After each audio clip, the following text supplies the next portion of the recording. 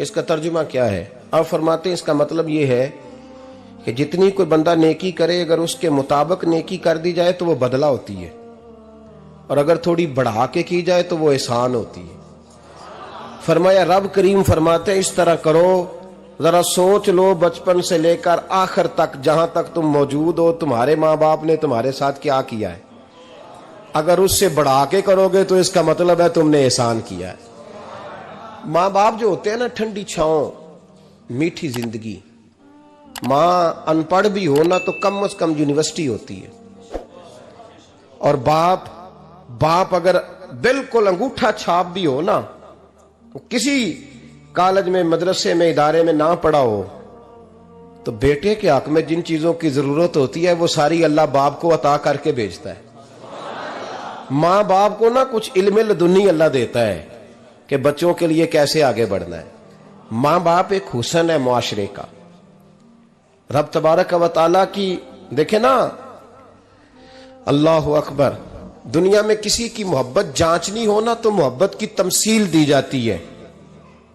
वतिलकल अमसालु नदरिबुहा लिन्नास, अल्लाह लोगों के समझने के लिए मिसालें बयान फरमाता है।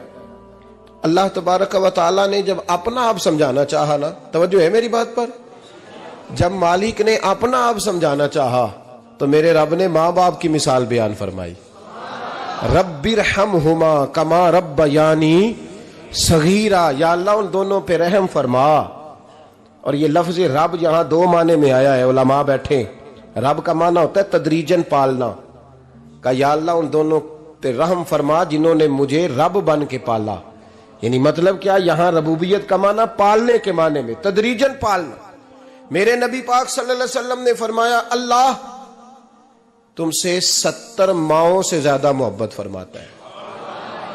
ये इमाम सुयूती ने दुर्रे मंसूर में रवायत लिखी है। अच्छा भाई, अल्लाह ने भी मिसाल माँ की बयान फरमाई। फरमाया घर जाके अपनी अम्मा को देख लो, अम्मा तुमसे कितना प्यार करती है। बस उस प्यार को तोलना शुरू कर तो 70 माओं से भी ज्यादा रब तुमसे मोहब्बत फरमाने वाला है। माँ के सीने में ना, देखे ना, एक बच्ची होती है बीए, वो उसने कर लिया, उसकी अम्मा रोज कहती है बेटे सवेरे उठा कर। सास के पास जाएगी तो वो कहेगी कि इसकी अम्मा ने सवेरे उठना सिखाया ही नहीं, और बेटी कहती है अम्मा जो जावांगी वेखी जाएगी। अच्छा, उसकी शादी हो गई, उसकी सास ने आहिस्ता आहिस्ता शिकवे शुरू कर दिए, खामन से कहने लगी तू इसको उठाता ही नहीं सवेरे। वो भी कहता है कमरे में जाके अम्मा शिकवा करती है तू उठती नहीं। और बच्ची लाडली थी, वो नहीं थी उठती टाइम पे। जिंदगी के 22 साल 23 साल वो सवेरे नहीं उठी, वक्त पे नहीं उठी, मिसाल दे रहा हूं। फिर उसी बेटी को अल्लाह ने एक बेटा अता कर दिया। सुबह 100 आवाज उसकी अम्मा देती थी पर उसकी आंख नहीं खुलती थी, लेकिन उसी बेटी का बेटा शहरी के वक्त हल्का सा रोता है। सारी दुनिया सोई है पर अम्मा उसकी फटाफट जागती है, फटाफट जागती है। एक आदमी था तो उसकी बीवी इंतकाल कर गई, उसने तलाक दे दी। 10-11 साल का उसका बेटा था, उसने दूसरी शादी कर ली। एक दिन अपने बेटे से कहने लगा बेटे वो सगी अम्मा ठीक थी या ये वाली ठीक है? तो बेटा कहने लगा अब्बा जी ये ठीक है, वो सगी अम्मी झूठ बड़े बोलती थी, सगी अम्मी झूठ बड़े बोलती थी, झूठी थी, ये सच्ची है। उसने कहा बेवकूफ तेरी मां झूठी थी। उसने कहा अब्बा बड़ी। कहा किस तरह? कहने लगा अब्बा जी मैं ना, कभी आपको पता मैं शरारती हूं, कभी मैं शरारत करता था ना, कोई बर्तन तोड़ देता था तो मेरी सगी अम्मा मुझे थप्पड़ मार के बाहर निकालती थी, कहती थी मैं ताला लगाऊंगी बावर्ची खाने को, तुझे सारी रात रोटी नहीं देनी, तू आज भूखा ही रहेगा, बिल्कुल नहीं देना, सारी रात नहीं देना। बड़े दावे करती थी, कस्में उठाती थी, पर बड़ी झूठी थी। आधा घंटा भी नहीं गुजरता था तो गलियों में मुझे ढूंढने लग जाती थी, ढूंढ के लाती थी, ढूंढ के, और ला के ना तो गलती मेरी होती थी, रोना मेरी अम्मा शुरू कर देती थी, वे ओए मैनू ना सताया कर वे पुत्रा। फिर मेरी मर्जी का खाना मुझे पका के देती थी, मेरी मर्जी का, और फिर मेरी अम्मा मुझे तोहफा भी देती थी। अब्बा जी वो झूठी थी, पहले कह रही थी सारी रात नहीं देना, अब आधा घंटा, ये बड़ी सच्ची है जवाब भाई है। मैं शरारत करता हूं तो थप्पड़ मार के निकाल देती है, कहती है रोटी नहीं देनी। फिर मैं सारी रात रो के गुजारता हूं पर नहीं देती। ये सच्ची है, वो झूठी थी। तू मां के दर्द को क्या समझे। बच्चे तो कहते हैं अम्मा ने हमें कैद कर दिया, अम्मा कहती है मेरी मर्जी से खाओ। और तुझे नहीं पता उसने कैद नहीं किया, वो तुमसे प्यार बड़ा सच्चा करती, और बड़ा सच्चा प्यार करती है तेरे साथ, बड़ा सच्चा। बेटा बर्गर खा के आ जाता है, अम्मा कहती है रोटी खा ले, कहता नहीं आपने बैंगन पकाए हुए हैं मैंने नहीं खाने। तो अम्मा मिन्नतें करती है, कहती है चल तू दस की खाना है, तेनू सेवियां ना बना दिया, फटाफट दाल पक जाएगी, क्या खाएगा। वो अब्बा जी मेरी तरह करीब से कहते हैं छड़ पर भूख लगेगी तो आप ही खा लेगा। लेकिन अम्मा कहती है इसने रोटी ना खाई तो मुझे नींद नहीं आएगी। तो इस दर्द को समझना, मैं गुलाम हूं एक आस्ताने का, और मैं समझता हूं जो किसी का मुरीद ही नहीं उस पर तो साया ही नहीं, उसे चाहिए किसी बुजुर्ग का साया हासिल करे। लेकिन भाई ये बात भी बड़ी सच्ची है कि मेरे जैसे पीर के हाथ में 5,000 रुपया नजराना दो ना, पीर साहब दुआ करना, तो पीर साहब ने दुआ पक्की याद की हुई है सबके लिए, रट्टी रटाई, अल्लाह खैर करे अल्लाह भला करे, और सबके लिए रट्टा लगाया हुआ है। और अम्मा को बेटा वैसे ही कह जाए, वैसे ही अम्मा मैं इंटरव्यू देने जा रहा हूं, जरा दुआ करना, वो बीबियां मंगा के दुआए तंजीना पढ़ाना शुरू कर देती है, और सारी सारी रात मुसल्ले पे बैठी। इस दर्द को समझना। और भाई बड़ा वेल ड्रेस बेटा होता है, वेल ड्रेस नौजवान, वो 18,000 का जोड़ा पहनता है, 7,000 का जूता खरीदता है, वो कीमती किस्म की घड़ी इस्तेमाल करता है। लेकिन उसी बच्चे के जब अपने बच्चे होते हैं ना, तो बीबी को कहता है ये ले 10,000 रुपया, बच्चों के कपड़े खरीद ले, मेरे सही है अभी कल ही तो खरीदे थे।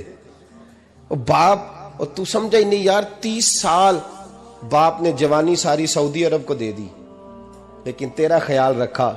मैं ऐसे लोगों को जानता हूं जिन्होंने 30-30 साल परदेश में कंबल नहीं बदला, और जहां गए थे तो एक कंबल खरीदा था फिर बदला नहीं। तू मां बाप के बारे में, और यहां बच्चे हिसाब करते फिरते हैं, रब्बा जी तो पिछले महीने भी 5,000 दिता सी, तुसी पैसे दा कर दे की हो। मां बाप से हिसाब करता है तू। तिरमिजी शरीफ के लफ्ज है, एक सहाबी ने आके अर्ज की या रसूल अल्लाह पैसे विरासत के नहीं, मेरे अब्बा जी ने नहीं दिए मुझे, और मैंने खुद मेहनत करके कमाए, अब मेरा अब्बा मुझसे पैसे मांगता है तो क्या करूं, और मेरे हैं, मैंने कमाए हैं, अब्बा जी ने नहीं दिए, विरासत नहीं, हिस्सा नहीं मिला। हुजूर मेरा अब्बा मांगता है तो मेरे लिए हुक्म क्या है। तो नबी पाक ने फरमाया क्या कहा तुमने, पैसे तेरे हैं? कहा हुजूर हाँ। तो फरमाया अब्बा किसका है? कहा या रसूलल्लाह मेरा। तो फरमाया अगर तू अपने वालिद का है तो तेरी हर शय तेरे वालिद की है,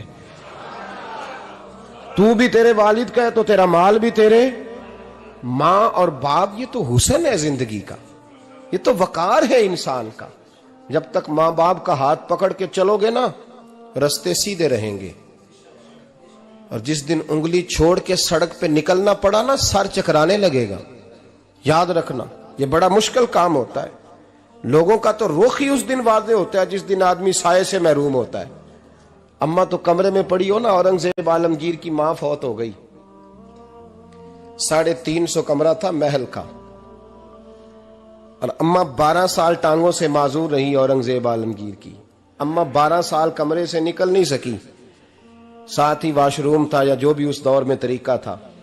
औरंगजेब जब महल में आते थे तो फिर भी सीधे अम्मा के पास जाते थे, और जब वापस निकलते थे फिर भी अम्मा के साथ। औरंगजेब की मां का जनाजा उठा तो औरंगजेब ने रोना शुरू किया।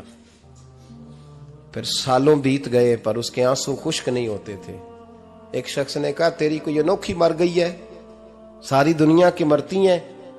उसने कहा मैं बादशाह हूं, 24 घंटे लोगों का आना जाना है, बड़े दबदबे हैं, बड़े डेरेदारियां हैं, बड़ी भैंसें, बड़ी गायें, बड़े खाने वाले, बड़े लांगरी। मेरी मां बूढ़ी थी, एक कोने में पड़ी रहती थी, पर जब से वो गई है ये मुझे महल नहीं लगता, मुझे कब्रिस्तान लगता है। मुझे लगता है ये कब्रिस्तान है। माँ और बाप तो तेरी नेमत है भाई। हम बच्चे, हमारे आजकल के बच्चों ने एक मसला बड़ा पक्का याद कर लिया, कहते मौलाना पीर साहब पसंद की शादी करना जायज नहीं। मैं कहता हूं साहब और भी बड़ी चीजें जायज है, सिर्फ एक ही शय जायज रह गई है। रसूल पाक सल्लल्लाहु अलैहि वसल्लम सिवाय अल्लाह के किसी के पाबंद नहीं, किसी के पाबंद नहीं। पर जनाब सैयदा खतीजतुल कुबरा रदी अल्लाह ताला अन्हा ने पैगामे निकाह दिया, या रसूलल्लाह मैं शादी करना चाहती हूँ, हुजूर किसी के पाबंद नहीं।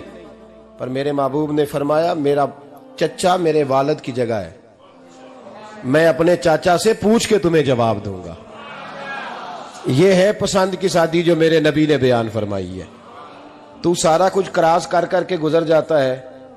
यहां तो हाल यह है कि पालने वाला कोई और साये में बैठने वाला, बाग तेरे दी कर कर राखी मैं सारी उम्र गुजारी, तो जदों ये फल पकन ते आया ते लै गए होर व्यापारी। और बेटा गुजरता है अम्मा के दरवाजे के आगे से, अम्मा के दरवाजे के आगे बेटा अमरूद लेके आया है 6 किलो। तवज्जो है मेरी बात पर? इधर देखें जी, छोड़ें थोड़ी देर हमारी सुने। वो अमरूद लेके आया 5-6 किलो, तो अम्मा के दरवाजे के करीब से गुजर गया रात को। तो कमाई खाने का टाइम आया ना, तो गुजर गया। तो वो वजीर आजम से डरता है ना, तो जाके बीबी से कहता है बीबी के हकूक देना भी रसूलुल्लाह की सुन्नत है। लेकिन ये क्या बात हुई, तूने बीवी और मां का मुकाबला शुरू करा दिया?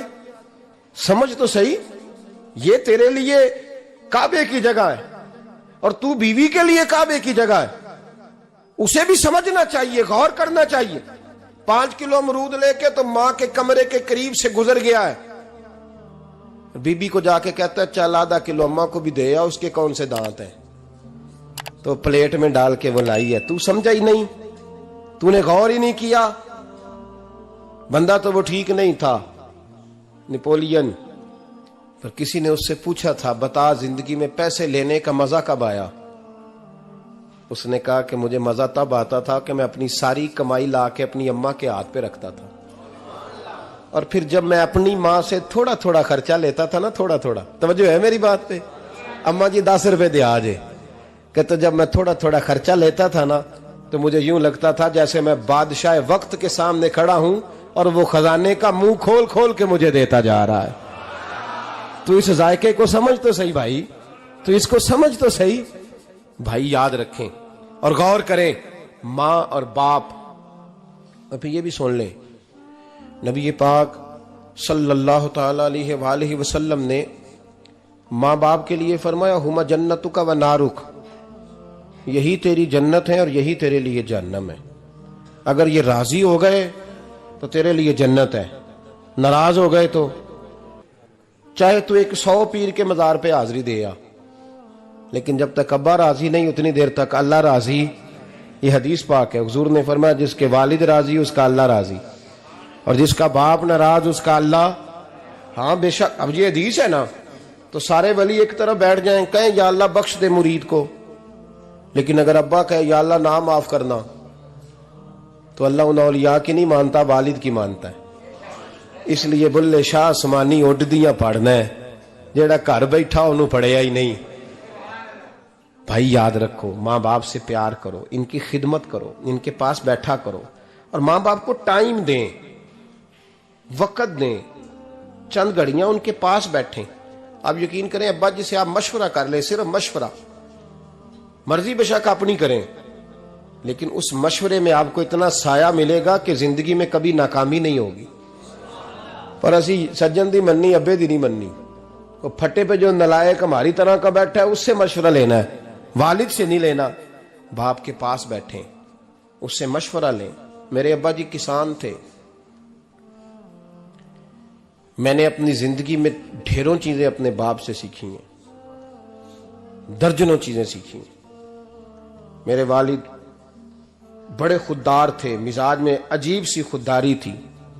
कोई बंदा कभी हाल पूछ लेता था ना कि हालात किस तरह के हैं, तो फरमाते थे भाई अगर बताना हुआ तो अपने अल्लाह को बताऊंगा।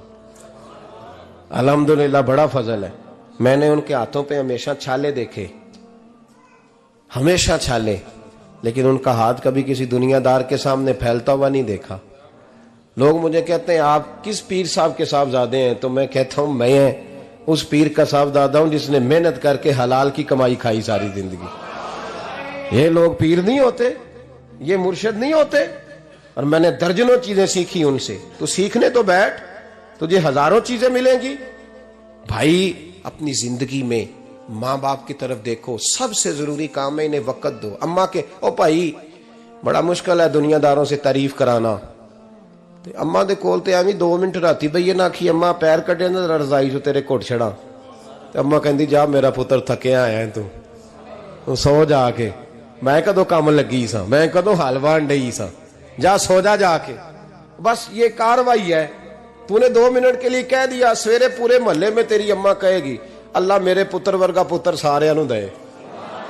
राती आउंदा है ते मैनू घुट के सौंदा है, अल्लाह घुटिया कोई नहीं सुया भी कार्रवाई पाई सो, लेकिन वो सबको बताती है। तो भाई इतनी कीमती चीज और तू छोड़ के मैं कभी जलसे से देर से आता था ना, अब तो जाता नहीं ज्यादा जगहों पे, कोशिश करता हूं कि चलो माहौल के मुताबिक, थोड़ा खुश्क आदमी हूं तो हर जगह सेट नहीं हो पाता, इसलिए कम जाता हूं। तो कभी रात को आते थे ना देर से, मेरी अम्मा जी शुगर की मरीज थी, तो मैं छोटे भाई को फोन करता था कि अम्मा जी सो गए, कहते सो गए।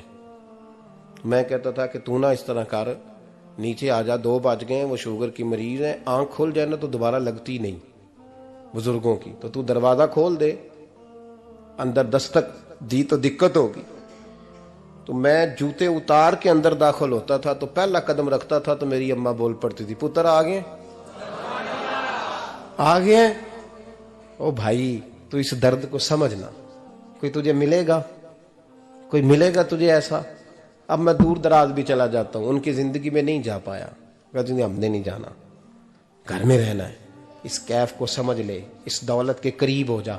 हजरत अबू हुरैरा रदी अल्लाह ताला अन्हु फरमाते हैं मेरी अम्मा बूढ़ी थी, मैं उनकी खिदमत करता था। बाप की खिदमत और माँ की खिदमत सबके हिस्से में नहीं आती, ये रब जिसे महबूब रखता है उसे ये मौके अता करता है।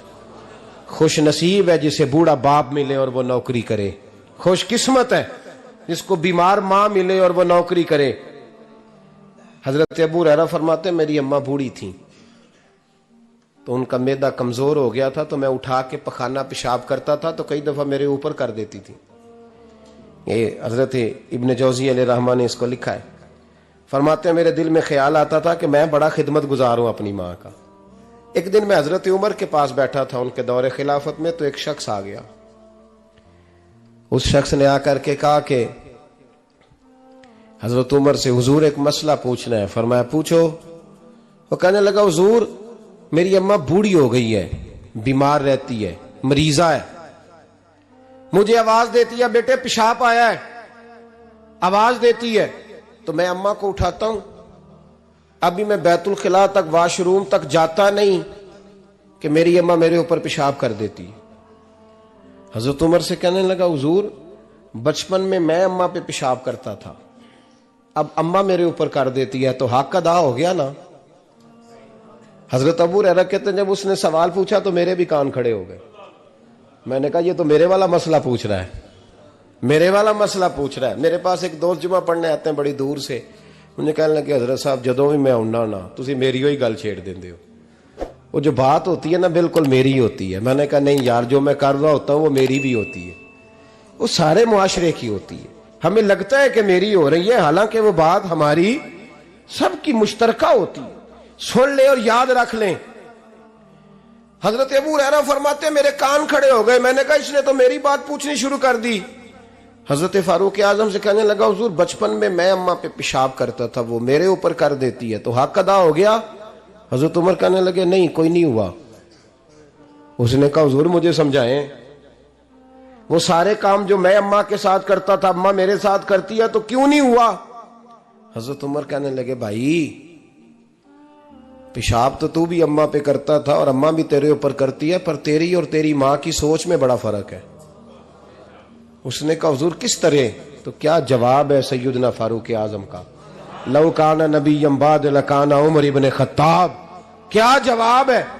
हजरत उमर फरमाने लगे तेरी और तेरी माँ की सोच में बड़ा फर्क है। कहा हुजूर किस तरह। फरमाया जब तेरी अम्मा तेरे ऊपर पेशाब करती है ना तो तू दुआ करता है कि या अल्लाह बूढ़ी हो गई है इसे पर्दा दे दे, और जब तू अपनी अम्मा पे पेशाब करता था तो वो दुआ करती थी या अल्लाह मेरे लाल को लंबी जिंदगी अता फरमा। फरमाया ये तेरा और उसका फर्क है, तू पर्दे की दुआएं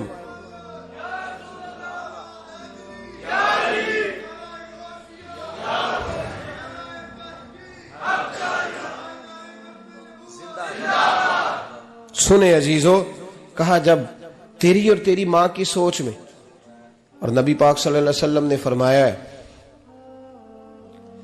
जितने भी गुनाह इंसान करता है ना, अल्लाह करीम सजा को रोक देता है, कयामत में सजा देगा। और जो माँ बाप का नाफरमान है ना, उसको दुनिया में भी सजा मिलेगी। जो माँ बाप का नाफरमान है उसे दुनिया में भी, आप यकीन करें, बच्चे थोड़ा सा पड़ जाते हैं बेचारे, तो माँ बाप से कहते हैं अब्बा जी तुसी पुराने दौर दे हो, तो की पता होवे, और तुझे पता ही नहीं भाई, तुझे खबर ही नहीं, ये पुराने दौर के नहीं, तू बेवकूफों के दौर का है, तू समझ ये को तालीम है। अकबर अलाहाबादी ने कहा था हम ऐसी लाखों किताबें काबिले जब्ती समझते हैं, जब्त करने को दिल करता है, हम ऐसी लाखों किताबें काबिले जब्ती समझते हैं जिनको पढ़ के बेटे बाप को खबती समझते हैं।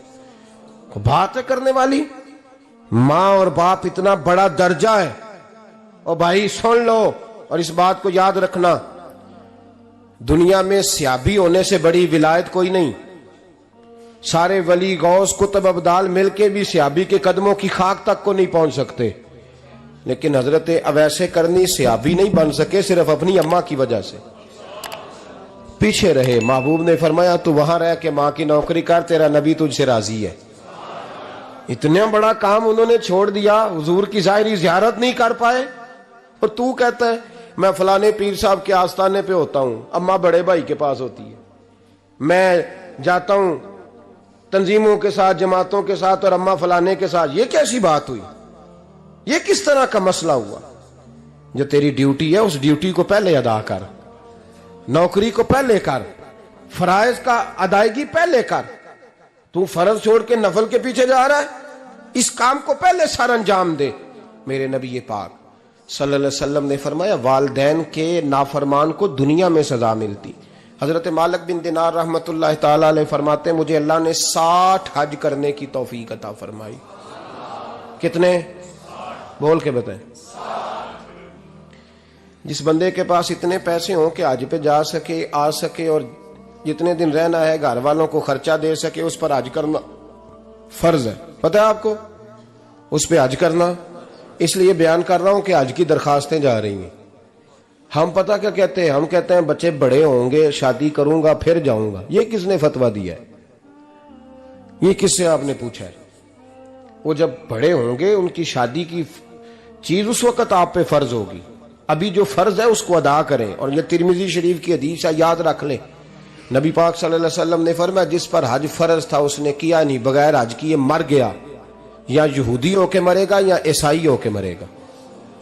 इतना बड़ा हुक्म है हज के हवाले, लेकिन लोग इंतजार करते रहते हैं पता नहीं किस चीज का।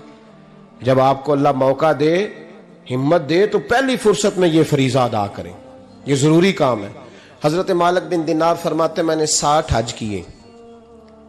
एक हज के मौके पर मैंने बड़ा रश देखा, लाखों का इज्तिमा हुआ। मेरी बातों की समझ तो आ रही है ना आप दोस्तों? जो नहीं बोल रहे उन्हें भी आ रही है ना? अल्लाह जज़ा दे। कहते लाखों का मजमा था, तो मेरे दिल में ख्याल आया, मैंने कहा अल्लाह इतने लोग आए हैं, इनका हज कबूल भी हुआ है कि नहीं?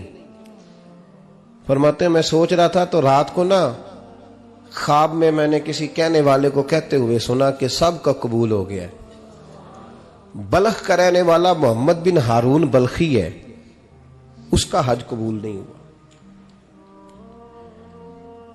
फरमाते हैं शहरों के अलग-अलग खैमे लगते थे। अब भी आप हज करने जाएं तो पाकिस्तानियों की रिहायशें अलग होती हैं, इंडियन की अलग, बांग्लादेश के अलग, मिस्री, यमनी, सब लोग अलग-अलग रिहायशें होती, झंडे लगे होते हैं मुल्कों के। कहते मैंने सवेरे उठ के ढूंढना शुरू कर दिया, ढूंढता हूं वो बंदा मिले। कहते हैं जहां बल्ख शहर के लोग रहते थे वहां चला गया, तो मैंने लोगों से पूछा तुम में मोहम्मद बिन हारून बल्खी कौन है?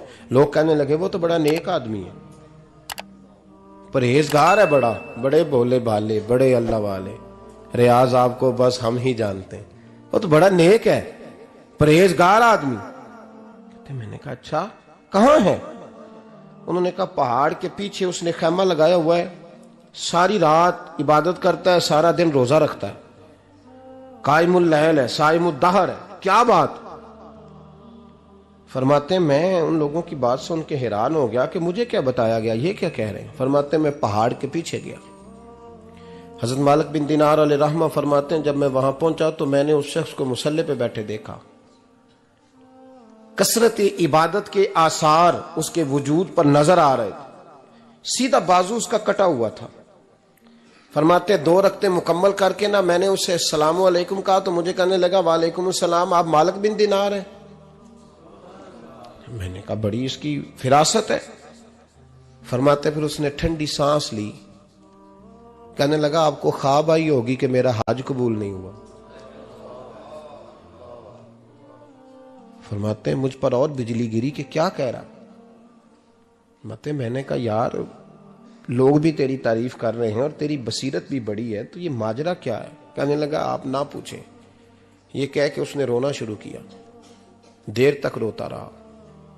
मैंने कहा नहीं यार तू बता। कहने लगा नहीं आप ना पूछें, आप नाराज होंगे। मैंने कहा मैं नहीं होता, तू बोल ना। कहने लगा हुजूर 24 साल हो गए मुझे हज करते हुए, 24वां हज है मेरा, और हर साल कोई अल्लाह का वली आके बताता है कि जा चला जा तेरा कोई नहीं कबूल हुआ। बेपरवाही वेख सज्जन दी जिथे किसे दी पेश ना जावे, उन्हें ताजा वाले दर दर रोले ते मंगते तख्त बिठावे। आजम किसे नु कारा मिलदा ही कोई काबे खाली आवे। कहते हैं उसने मुझे कहा हुजूर 24वां हज है, हर साल कोई बताता है। मैंने कहा तेरी गलती। कहने लगा मैं अपनी मां का नाफरमान। मैंने कहा वाकया क्या हुआ। कहने लगा हजरत अल्लाह ने मुझे दौलत दी, माल दिया, जमीनें दी, तो मैं अय्याश हो गया। आप यकीन करें अल्लाह लोगों को माल देता है तो वो समझते हैं मेरी चालाकी से आया है, मैं तेज बड़ा था इसलिए आया है। नाफरमान होते हैं। लेकिन जो रब लेना जानता है, देना जानता है, वो लेना भी। वारस शाह मान करी ना वारसां दा, रब बेवारसा करके मार दई।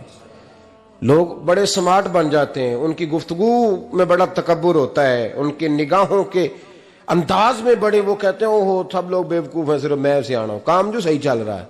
ओ भाई 1 मिनट लगता है इंसान को बादशाह से फकीर होने में। एक इमाम मालिक रहमतुल्लाह अलैह बैठे थे तो हारून रशीद आपसे कहने लगा इमाम अबू मालिक से, हजरत बताएं इस वक्त अल्लाह क्या कर रहा है।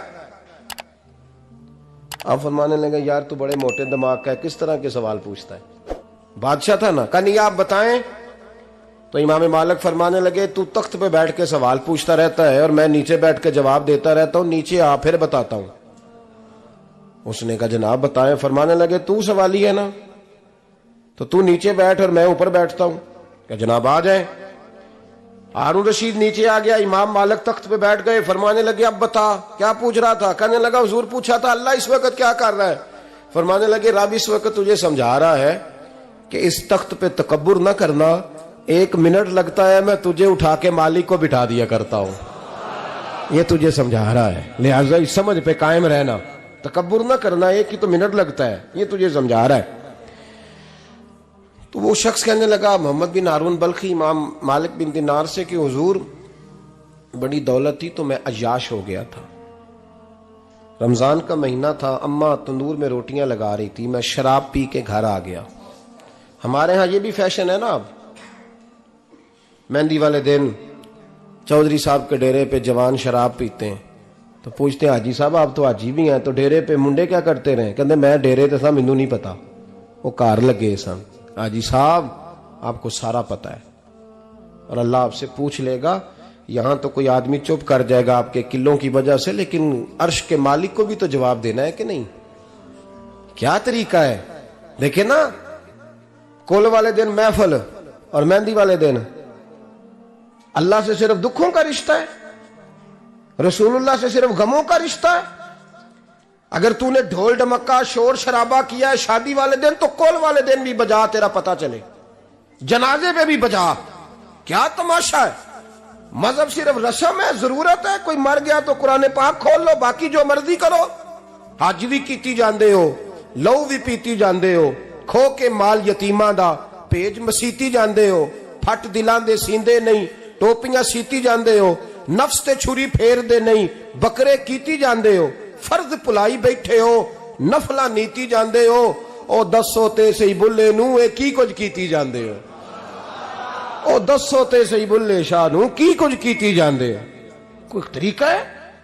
कोल शरीफ पे मौलवी साहब तशरीफ लाइएगा, अब्बा जी के कोल है, तो मैं तो कहता हूं बजा ना बैंड बाजे वाला आज भी, तेरा पता चले कि ये दो दो काम कैसे होते हैं। तू किस तरह दो कश्तियों का, समझ नहीं आती बात की। मैं तो जाता ही नहीं बैंड बाजे वाली शादी पे, मैं कहता जो तुमको मर्दी पढ़ा लो। ने कहा हमसे नहीं दो दो काम होते, अल्लाह रोजी देने वाला है, एक ही करते हैं। दो रंगी छोड़ के यक रंग हो जा, सरासर मोम हो जा या संग हो जा, मौज करो। हम इस चक्कर में पड़ते ही नहीं, हम वो रास्ता ही छोड़ देते हैं जो हमारी तबीयत के मुताबिक नहीं होता। बस खत्म हो गई बात। इसलिए गौर करें और याद रखें इस बात को। इमाम मालिक बिन दिनार रहमतुल्लाह अलैह फरमाते हैं, मुझसे कहने लगा पैसे आए तो मैं याश हो गया। रमजान का महीना था, असर के बाद मेरी अम्मा इफ्तारी की तैयारी कर रही थी, मैं गया, मैंने कहा शराब पी हुई, अम्मा रोटी दे। तो अम्मा कहने लगी शर्म कर, शर्म कर, रोजा रखा नहीं तो जिन्होंने रखा है उनका तो ख्याल कर। कहते अम्मा की बात का मुझे गुस्सा लगा। मैं कहा करता हूं बदनसीब है वो बेटा जिसका बाप उससे बात करते हुए डरता है कि पता नहीं कहां से बोलेगा। बदनसीब नहीं वो बेटा जिसकी मां उससे बात करते हुए सहम जाती है कि पता नहीं कौन सी बोली बोलेगा। बदनसीब नहीं कि मां बाप भी जिससे खोल के बात ना कर सके। हजरत मालिक बिन दिनार से कहने लगा, अम्मा ने जब कहा ना शर्म कर, तो मुझे गुस्सा आया, मैंने मां को थप्पड़ मारा और मेरी मां जलते हुए तंदूर में गिरी। लोगों ने मुझे पकड़ के अंदर बंद कर दिया कमरे में। सारी रात मैं शोर सुनता रहा पर नशे में धुत रहा। सवेरे आंख खुली तो मेरी बीवी बैग बांध रही थी। मैंने कहा कहां जा रही हो? कहने लगी जो मां का नहीं बना मेरा कैसे बनेगा। वो मैंने कहा मेरी अम्मा का, वो तो लोगों ने रात को ही दफन कर दी जनाजा पढ़ के। तड़प के कहने लगा मुझे क्यों नहीं बताया? तो कहते हैं लोग कहने लगे तेरी मरती हुई मां कह गई थी इसे मेरा मुंह ना देखने देना, मेरे जनाजे के करीब ना आए। हजरत मालिक बिन दिनार फरमाते हैं जब उसने ये बात सुनाई तो मैंने भी उसके मुंह पे थप्पड़ मारा। मैंने कहा तू इसी काबिल है। कहते हैं वो रोने लगा, हुजूर दुआ करे अल्लाह मुझसे राजी हो जाए। कहने लगा जब मां की इंतकाल की खबर मिली तो मैंने कुल्हाड़ी लेके वो हाथ काट दिया जिससे मां को मारा था। मैंने सारी जायदादें खिरात कर दी। 24 साल हो गए, 24 साल। सारी रात नमाज पढ़ता हूँ, रोजा रखता हूँ, हज करता हूँ, पर हर साल कोई आके कहता है जा दौड़ जा तेरा कोई नहीं कबूल हुआ। हुजूर दुआ करे मालिक राजी हो जाए। फरमाते मैं थप्पड़ मार के आ गया। मैंने कहा तुझसे राजी हो जाए इतने जालिम से? इमाम मालिक फरमाते रात को आके सोया तो मुझे ख्वाब में रसूल पाक का दीदार हुआ। तो नबी पाक अलैहिस्सलाम ने फरमाया मालिक तू उसे मायूस क्यों कर आया है? अल्लाह तो बड़ा मेहरबान है। कहा हुजूर मां के नाफरमान को माफी कैसे मिलेगी? तो इमाम मालिक फरमाने लगे नबी करीम ने फरमाया जा उसे जाके बता दे तुझे कयामत में तेरी मां की वजह से बख्श दिया जाएगा। कहा हुजूर अम्मा की वजह से किस तरह? तो महबूब फरमाने लगे इसकी मां कयामत में इसके खिलाफ मुकदमा दायर करेगी रब करीम की अदालत में। ए अल्लाह मैंने 9 माह पेट में रखा, दर्द सह के इसे जना, जिगर का खून पिला के पाला और इसी ने मुझे कत्ल किया। रब करीम इसकी मां का मुकदमा सुन के कहेगा उठाओ इसको दोजख में फेंको, इसने मां जलाई थी इसे भी जलाओ। महबूब फरमाने लगे जब पकड़ करके मालिक उसको मोहम्मद बिन हारून को लोग ले जाएंगे ना जहन्नम की तरफ,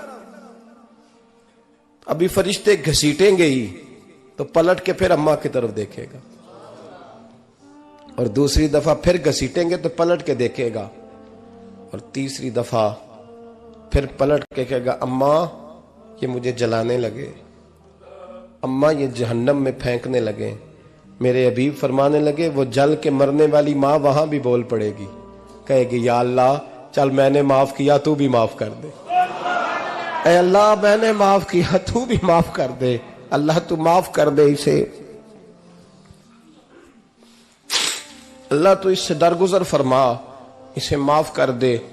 मेरे महबूब पाक अलैहिस्सलाम फरमाते रब करीम कहेगा इसने तुझे जलाया, तो कहेगी अल्लाह ये तो बेटा था इसने जला दिया, मैं मां हूं, मेरे सामने जले तो मैं कैसे बर्दाश्त कर सकती हूं।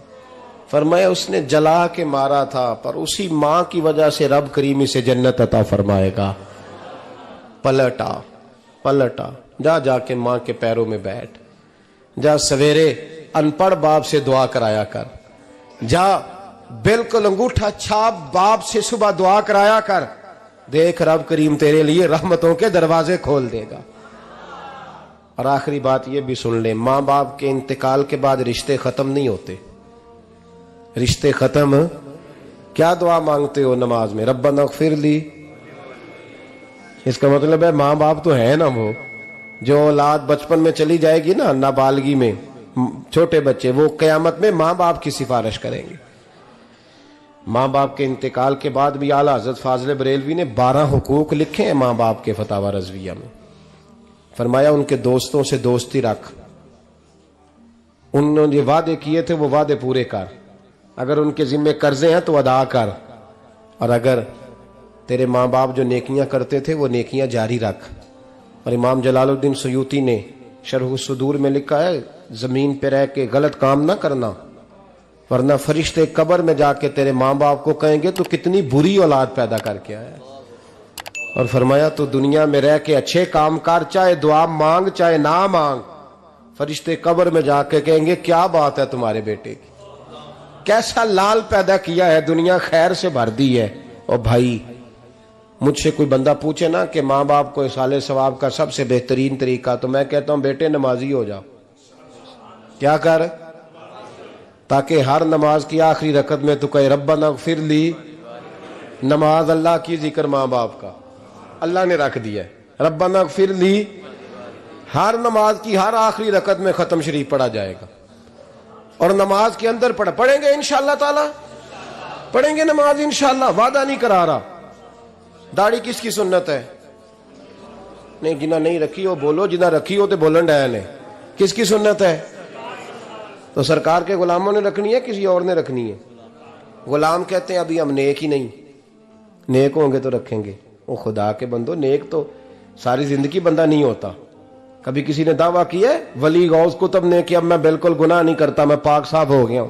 किया कभी? ये शैतान का वसवसा है। दाढ़ी हुजूर की सुन्नत है, और रखो तो नबी पाक की मर्जी के रखो, पूरी मुट्ठी रखो, अपनी मर्जी की ना रखो। जितनी मुझे अच्छी लगती है उतनी मैंने रख ली। एक मुट्ठी दाढ़ी रखें, सारी दुनिया की ट्रेनें गुजरती हैं तो गुजर जाएं, नमाज का वक्त नहीं गुजरना चाहिए। बस खत्म हो गई बात। दुनिया तो चंद रोज है, ओ पईयां देश दियां कबरां जिन्हां ते फुल पे, उधरों कोई नहीं जी आमदा तो इधरों लखां गए। नमाज सबसे पहले, इसलिए कि रब रसूल के बगैर हमारा गुजारा ही नहीं, गुजारा ही नहीं। नमाज, कुरान पाक और दुरूद सलाम, ये कज़ा होना ही नहीं चाहिए, जो मर्जी हो जाए। और साथ साथ सुन्नत और शरीयत का लिहाज करना सीखें। और मेरी अपील ये है, हर इमारत पे गुलाफ नहीं चढ़ता, सिर्फ खाना काबा पे चढ़ता है। हर किताब का गुलाफ नहीं होता, सिर्फ कुरान पाक का होता है। हर बीबी का पर्दा नहीं होता, सिर्फ मुसलमान औरत का होता है। जो चीजें पर्दों में होती हैं ना, वो मुकद्दस होती हैं। और भाई टाफी से भी रैपर उतार दो तो मक्खियां बैठने लगती हैं। तो जो बीबी पे पर्दा होगी उस पे बुरी नजरें नहीं जमेंगी। ड्यूटी है आपकी, बेटियों को पर्दा कराएं, बहनों को पर्दा कराएं, माँ बाप माओं को गुजारिश करें। पर्दा हुस्न है मुसलमान का। जिस घर में पर्दा रहता है उस घर में अल्लाह के फरिश्ते रहमत नाज़िल फरमाते हैं। ये कोई फैशन, कोई तरीका, कोई मतलब ही नहीं इन चीज़ों का। बापर्दा करें अपने घरों को। दुआ करता हूँ अल्लाह तबारक व तआला मेरी इस हाज़िरी को कबूल फरमाए। अल्लाह आप सबका आना कबूल फरमाए। और जो कुछ मैंने कहा, अल्लाह तबारक व तआला हमारे दिलों में, हमारी रूहों में इस जज्बे को जागुज़ी फरमाए। आखिर दावाना अल्लाह सलामत रखे। अब काफी नहीं हो गया काम? मैं तकरीर भी इतनी करता हूँ 35-40 मिनट की, यहाँ तो कुछ ज्यादा हो गई है मेरा ख्याल है। तो थोड़ी बात करने की कोशिश किया करता हूँ। चलो मेरी राय ये है कि खुराक थोड़ी हो तो हजम जल्दी हो जाती है। अरसलान साहब से मैंने कहा मेरा खाना ना पकाना। मेरा मौक़िफ़ ये है कि महफ़िलें सस्ती करनी चाहिए ताकि ज़्यादा होनी शुरू हो जाए। महंगी बड़ी है, इसलिए मैं दसिया ना माड़ा बंदा तो हाथ ही नहीं ना पाता।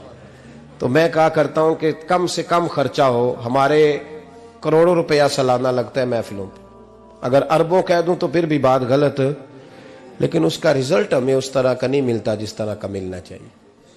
लेकिन आपने अजमत वालदैन पे प्रोग्राम किया। मेरी राय यह है कि हुकूक ज़ौजैन पे भी होना चाहिए, और शादी से पहले हर बच्चे को मियाँ बीवी के हुकूक का पता होना चाहिए। बाद में 3 तलाकें दे के आ जाते हैं, कहते हैं मैंने पता ही नहीं सी। तो अगर पहले पता कर लेंगे तो ये तमाशा नहीं लगेगा, लेकिन ये काम होता नहीं। बहन भाइयों के हुकूक पर बात होनी चाहिए, ये बड़े जरूरी काम है।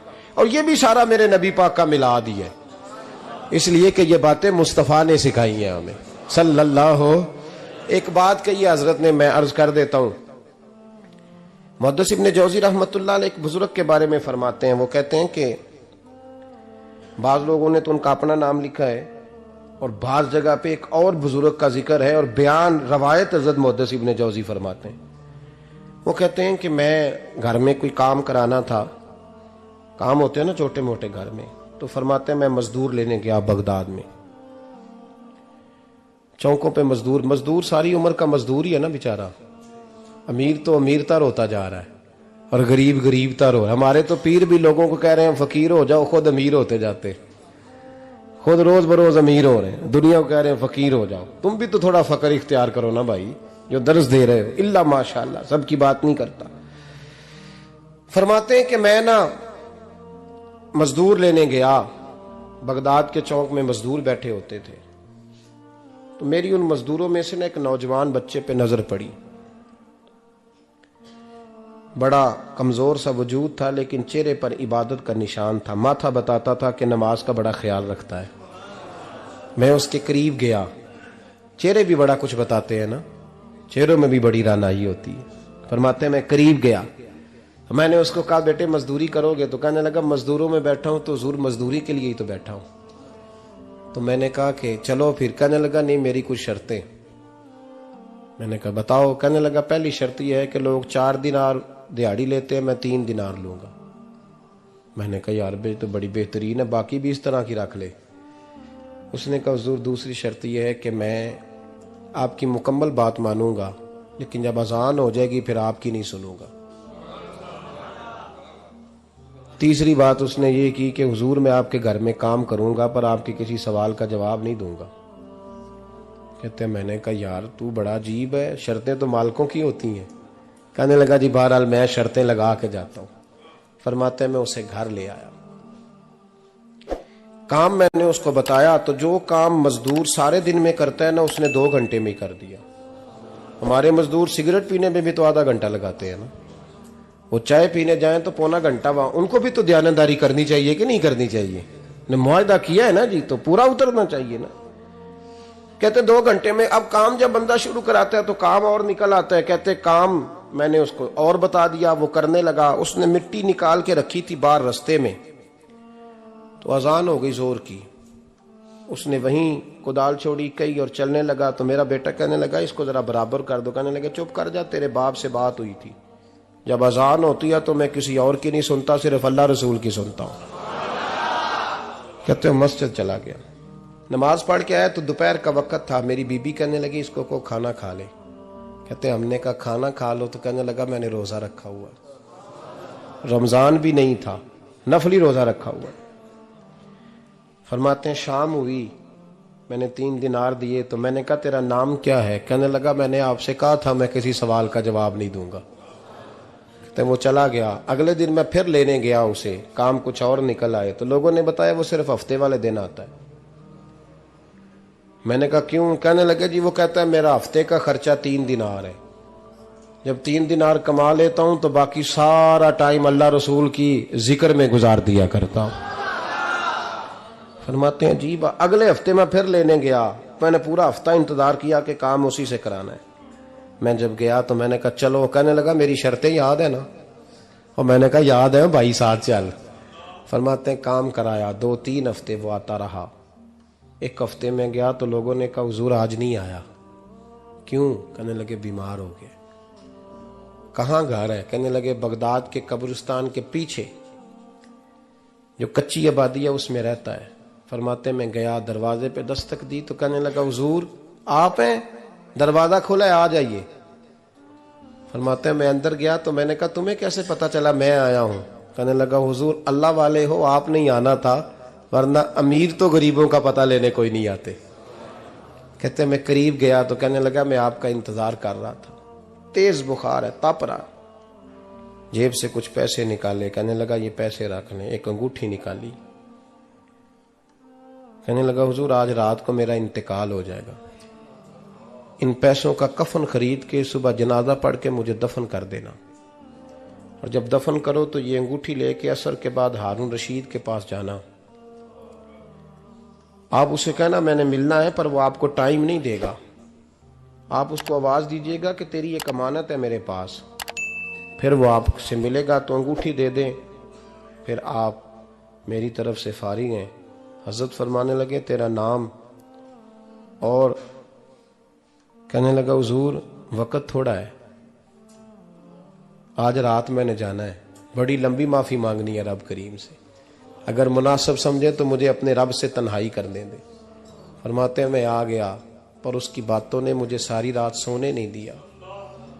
फरमाते सुबह बड़ी मुश्किल से सूरज निकला, मैं गया, दरवाजे पे हाथ रखा तो दरवाजा खुला हुआ था। अंदर दाखिल हुआ तो खुशबुएं मेरा इस्तकबाल कर रही थी। जब चेहरे से कपड़ा हटाया तो उसका तो इंतकाल हो चुका है, इंतकाल हो चुका है। ऐसे है जैसे किसी का दीदार करके सोया है। कहते मैं तो 2 आदमी ले गया था जनाजे पे, पर पता नहीं दुनिया किधर किधर से आई, कहां कहां से। अखां जदों मीटियां जमाना मैनू रोवेगा, अपना ते अपना बेगाना मैनू रोवेगा, अपना ते अपना। और मियां साहब ने कहा था बाद मरन दे मुखड़ा मेरा हो जावे जे ताजा, फिर समझ लेना महबूब मेरे ने आन पड़िया जनाजा। और किसी उर्दू के शायर ने कहा था मेरे मरने पे हर सू शोर मच जाएगा देखोगे कि अल्लाह को, मेरे मरने पे हर सू शोर मच जाएगा देखोगे, कहने अलविदा सरकार खुद तशरीफ लाएंगे। फरमाते हैं मैं तो 2 बंदे ले गया था, पर पता नहीं मखलूक कहां कहां से आई। जनाजा पड़ा, दफन किया। हारून रशीद के पास में असर के बाद गया, मैंने बुलाना चाहा पर बादशाह था, मेरी तरफ देखा ही नहीं। मैंने उसको कहा तेरी एक अमानत मेरे पास है। फरमाते हैं वो मुझे कोने पे ले गया, क्या बात है, कमरे में बुलाया, मैंने अंगूठी दी। हारून रशीद तो चीखे मारने लगा, कहने लगा अंगूठी वाला कहाँ है? मैंने कहा वो तो इंतकाल कर गया। कहने लगा मुझे कब्र पे ले चल। कहते मैं कब्र पे लाया तो वो लेट गया, तड़प के रोने लगा। मैंने कहा मेरा कलेजा फट जाएगा, ना उसने कुछ बताया ना तूने बताया, ये कौन था? तो हारून रशीद कहने लगा ये मेरा बेटा था। मैंने कहा तेरा बेटा और मजदूर? कहने लगा हुजूर ये हजरत दाऊद ताई के पास बैठा करता था, उनका मुरीद था, मुझे रोज कहता था अब्बा तूने बड़ी दुनिया इकट्ठी कर ली है, मरते वक्त तुझसे टांगे समेटी नहीं जाएंगी, इतना हिसाब नहीं तू दे सकेगा। मैं इसको समझा देता, इसकी अम्मा समझा देती। ये रोज हमें कहता छोड़ दो, आ जाओ अल्लाह रसूल की बारगाह में झुक जाएं, हम समझ। एक दिन ये चला गया, कहने लगा फिर तुम्हारा रास्ता और है और मेरा रास्ता और है। ये सोने की अंगूठी गलती से इसके पास रह गई थी, गलती से हीरे की अंगूठी चली गई। कहने लगा देखो मेरे बेटे ने आज वो भी वापस कर दी है। फिर तड़प के कहने लगा हारून रशीद था तो ये मेरा बेटा, पर मेरा मुर्शद निकला, मेरा पीर निकला। भाई जिंदगी तो बड़ी थोड़ी है ना। बाबा साहब ने कहा था उठ फरीदा सुत्या, और दाढ़ी आ गया पूर, अग्गा नेड़े आ गया, पिछा रह गया दूर। उठ फरीदा सुत्या खलकत वेखन जा, मते कोई मिल जाई बख्शिया ते तू भी बख्शिया जा। उठ फरीदा सुत्या झाड़ू दे मसीत, तू सुते रब जागदा, तेरी डाडे नाल परीत। मेरा रब हमें भी अपनी बारगाह में कबूल फरमाए। आखिर दावाना अनिल हम्दुलिल्लाह।